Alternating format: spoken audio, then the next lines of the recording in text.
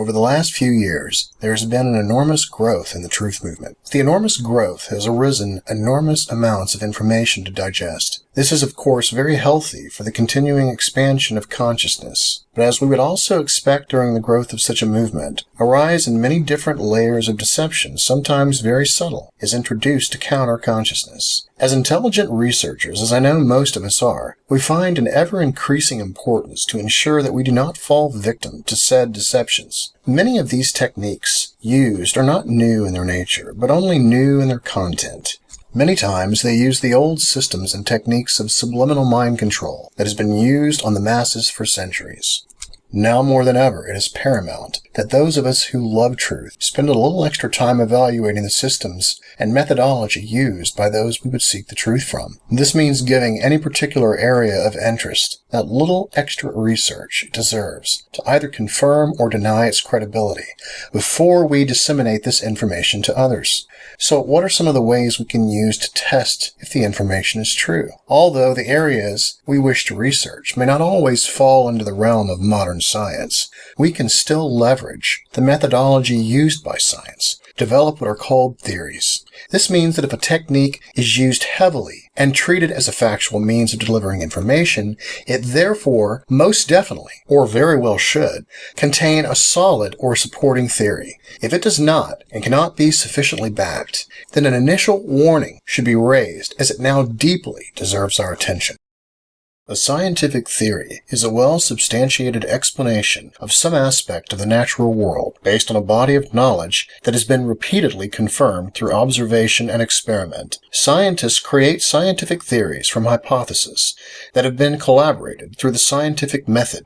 The essential criteria for a scientific theory. The defining characteristics of all scientific knowledge, including theories, is the ability to make falsifiable or testable predictions. The relevance and specificity of those predictions determine how potentially useful the theory is. A would-be theory that makes no observable predictions is not a useful theory. Predictions not sufficiently specific to be tested are similarly not useful. In both cases, the term theory is hardly applicable. A body of descriptions of knowledge is usually only called a theory if it has fulfilled these criteria.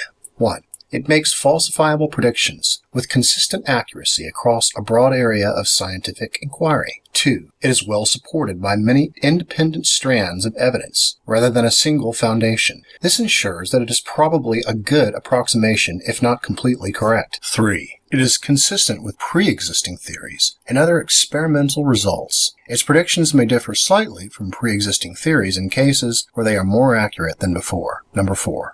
It can be adapted and modified to account for new evidence as it is discovered, thus increasing its predictive capability over time. And 5. It is among the most parsimonious explanations, sparing in proposed entities or explanations. Since there is no generally accepted objective definition for parsimony, this is not a strict criterion. Some theories are much less economical than others. The first 3 criteria are the most important. Theories considered scientific meet at least most of the criteria, but ideally all of them. It should be understood that any technique regularly used to present information should equally carry with it a transparent and forthcoming attempt by those using said technique to establish a solid theory or system for its usage. In recent developments, one technique that is increasingly being used, which might raise some areas of concern to explore further due diligence, is related to wordplay. Wordplay is a very fun and historically comical manipulation of linguistics to produce multiple meanings in various ways. A homophone is a word that is pronounced the same as another word but differs in meaning. You may also see homophones that apply to units longer or shorter than words, such as phrases, letters, or groups of letters that are pronounced the same as another phrase, letter or group of letters, such as syllables like ra, l, or ble representing bull. It should be noted that although homophones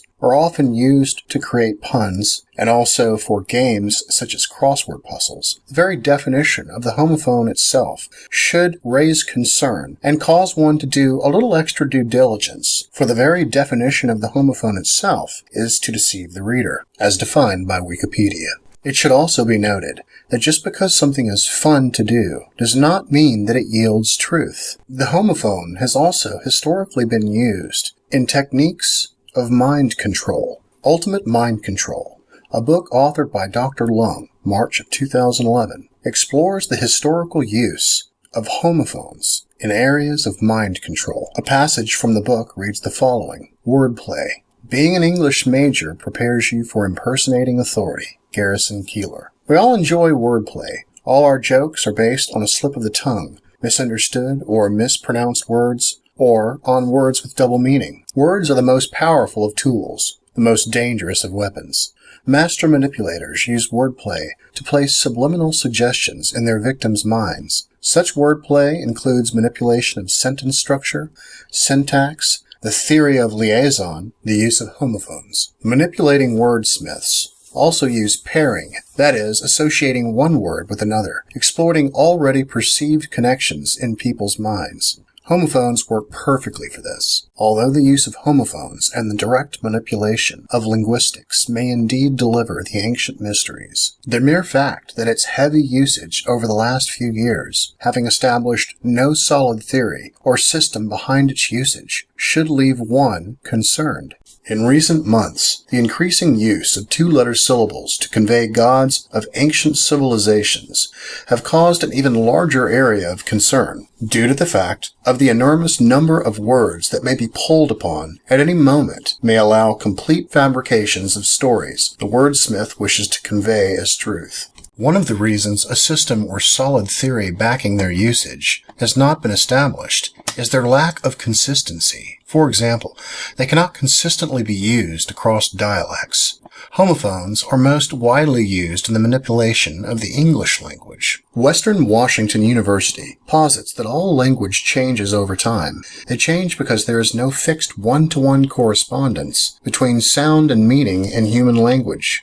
English has changed radically over the last 1,000 years, perhaps more than any other European language. Thus, the dynamic nature of language gives rise to the argument as well that a homophone now may not have been 200 years ago, and so this also causes issues in areas of repeatability.